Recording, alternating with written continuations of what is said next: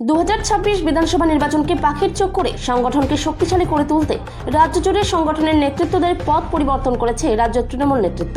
সেই মোতাবেক কালিয়াগঞ্জের শহর ও ব্লকের ক্ষেত্রে বেশ কিছু পরিবর্তন করা হয়েছে।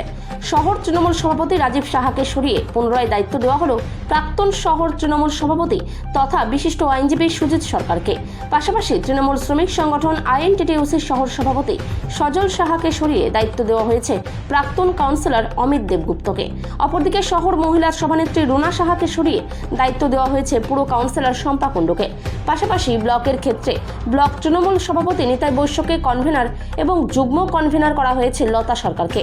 তাদের নাম ঘোষণা হতেই রবিবার রাতে কালিয়াগঞ্জ শহর তৃণমূল কংগ্রেস কার্যালয়ে নব শহর তৃণমূল সভাপতি সুজিত সরকার সহ অন্যান্যদের সংবর্ধনা দেওয়া হয়।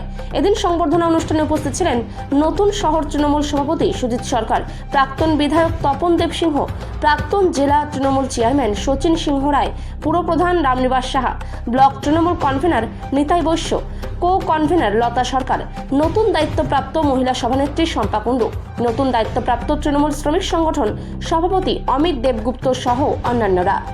প্রথমে আমাদের মাননীয় মুখ্যমন্ত্রী, আমাদের দলের সুপ্রিমো মমতা বন্দ্যোপাধ্যায় এবং বাংলার যুবরাজ অভিষেক বন্দ্যোপাধ্যায়কে নতমস্তকে আমি প্রণাম জানাই। কারণ আমাকে যে পুনরায় আবার এই পদে নিয়ে এসছে তার জন্য অশেষ ধন্যবাদ। এবং এই যে এত ভিড়, এত লোকজন গোটা কালিয়াগঞ্জে যারা তৃণমূল কংগ্রেস কর্মী আছেন, প্লাস আমাদের যারা পদাধিকার আছেন, প্লাস নেতৃত্ববৃন্দ যারা আছেন, সবাই এসে পৌঁছেছেন। আমাদের প্রথম লক্ষ্য হবে 2026 আমরা মাননীয় নেত্রী মমতা বন্দ্যোপাধ্যায়কে আমরা 2026-এ যেন আমাদের বিধানসভার যে প্রার্থী হবেন তাকে যেন বিপুল ভোট দিয়ে জয়যুক্ত করতে পারি। এটাই আমাদের বা আমার চেষ্টা হবে। এবং আমি সমস্ত কর্মীদের উদ্দেশ্যে বলছি, এখানে দাদা বলে কোনো হবে না, আজকে অমুক দা কালকে তমুক কোনো দাদা বলে পরিচয় হবে না। একটাই পরিচয় হবে যে আমরা তৃণমূল কংগ্রেসের সৈনিক, আমরা মমতা বন্দ্যোপাধ্যায়ের সৈনিক, এই বলে আমাদের পরিচিত হবে। আমাদের নিজ নামে কোনোদিনও আমরা কেউ পরিচিত হতে চাইব না। এটা যদি আপনি বলেন পার্টি অফিস ফাঁকা, ভুল বলবেন। কারণ আমি যখন হয়েছিলাম তখন প্রতিদিন পার্টি অফিসে, এবং পরবর্তীতে যিনি হয়েছেন তখনও পার্টি অফিসে লোকজন ছিলেন, কিন্তু কিছু কমিউনিকেশনের হয়তো অভাব ছিল। তারপর কনস্ট্রাকশন চলছে দীর্ঘ 6 মাস 1 বছর হয়ে গেল, যার জন্য জায়গাগুলো নোংরা হয়ে আছে। তবে আশা করি আজকে যেরকম দেখছেন আগামী দিনেও কনস্ট্রাকশনের কাজ প্রায় শেষের দিকে। আমরা পার্টি অফিসে কালিয়াগঞ্জ তৃণমূল কংগ্রেস পার্টি অফিস যেভাবে ভরে থাকা উচিত, কর্মীদের আগমন হওয়া উচিত, ছাত্র, যুব, মাদার, মহিলা সকলকে নিয়ে আমরা একসাথে চলব।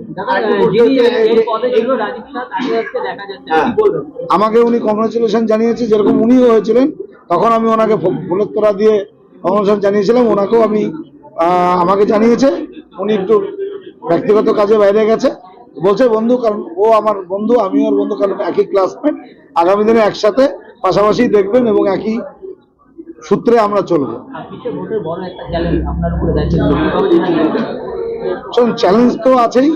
আমি একটা কথাকে বিশ্বাস করি যে সবাইকে নিয়ে চলতে হবে, এক কাঁধে একসাথে চললে। শুনুন, আমরা যখন পৌরসভা ভোট করতে গেছিলাম অনেকেই অনেক কথা বলেছিল যে না এখানে হবে না, এটা অন্য মাটি, এই মাটি। তো আমি প্রমাণ করে দিয়েছিলাম যে না, এটা তৃণমূল কংগ্রেসের মাটি, এখানে তৃণমূল কংগ্রেস জয়ী লাভ করবে। সেইভাবে আপনারা দেখছেন আমাদের চেয়ারম্যান পাশে বসে আছে, উনি আমাদের মিউনিসিপ্যালিটির চেয়ারম্যান। ভাইস চেয়ারম্যানকে ফোন করেছিলাম, ওনার একটা প্রোগ্রাম আছে বাড়িতে, যার জন্য আসতে পারেনি। তো আমরাও আগামী দিনে কথা দিচ্ছি আপনাদেরকে, আমাদের সমস্ত কর্মীদেরকে, মা, বোন, ভাই, দাদা, দিদি এবং আমাদের সমস্ত শাখা সংগঠন যা আছে সবাইকে নিয়ে আমরা একসাথে চলবো এবং 26-এ আমরা উপহার